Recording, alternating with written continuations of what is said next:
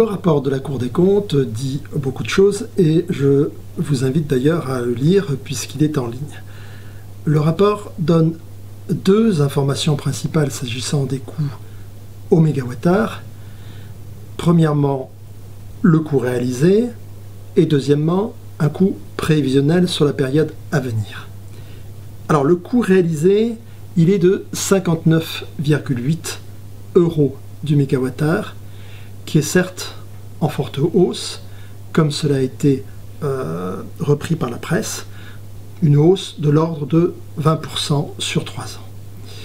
Mais je précise que ce coût est calculé sur 40 ans et que si nos centrales sont prolongées, et nous comptons bien qu'elles le soient au-delà des 40 ans, eh bien ce coût va se stabiliser aux environs de 55 € du mégawattheure, ce qui est extrêmement compétitif, plus compétitif que tout autre moyen de produire de l'électricité.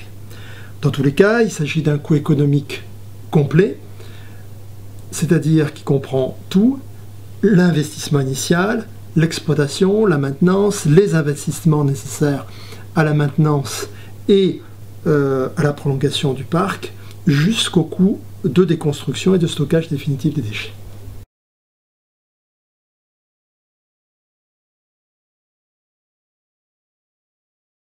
Alors, d'abord, cette hausse n'est pas une surprise.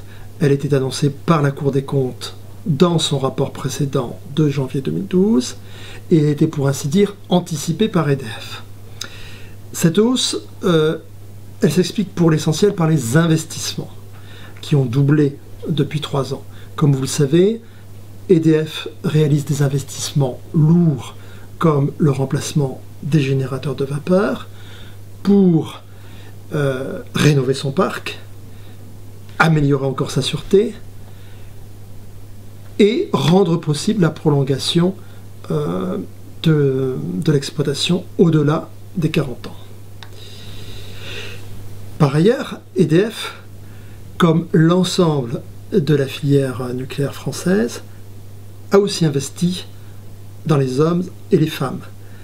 EDF a ainsi recruté 6600 personnes depuis 3 ans dans le nucléaire, notamment pour anticiper les départs à la retraite, parce que vous savez qu'il faut jusqu'à 5 ans pour former, par exemple, un agent de conduite dans une centrale nucléaire.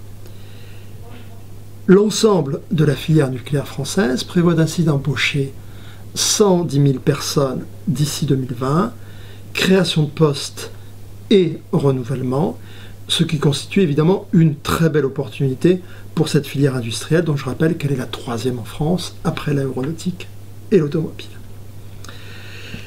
Enfin, il faut rappeler que le nucléaire contribue à la richesse nationale via les impôts et taxes. Une partie de cette hausse des coûts de production nucléaire est en effet due à l'augmentation des impôts directs et taxes qui ont cru de 28% sur les 3 ans. À ceci, il faut ajouter le fait qu'EDF a versé depuis 3 ans à l'État des dividendes de l'ordre de 2 milliards d'euros par an et l'impôt sur les sociétés représente en 2013 plus de 1,5 milliard d'euros versés là encore à l'État.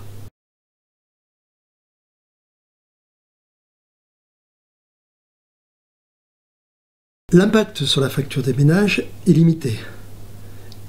D'abord parce que malheureusement pour nous, les tarifs en France ne recouvrent pas tout à fait les coûts, et ceci depuis plusieurs années.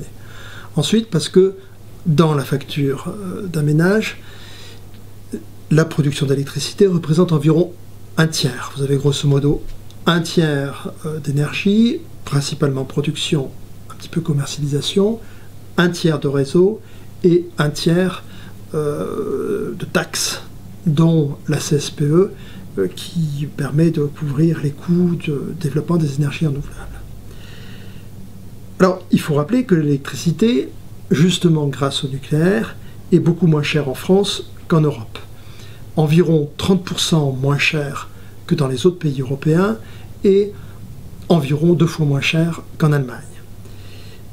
Les prix de l'électricité, au client final, j'entends, en Europe, augmentent d'ailleurs beaucoup dans le même temps. En Allemagne, par exemple, vous avez 62,4 € du mégawattheure pour le soutien aux ENR. Donc il s'agit d'un surcoût qui vient se rajouter au coût de la production classique. Et vous voyez que ce surcoût est en lui-même supérieur à ce qu'il nous faut pour le nucléaire en France.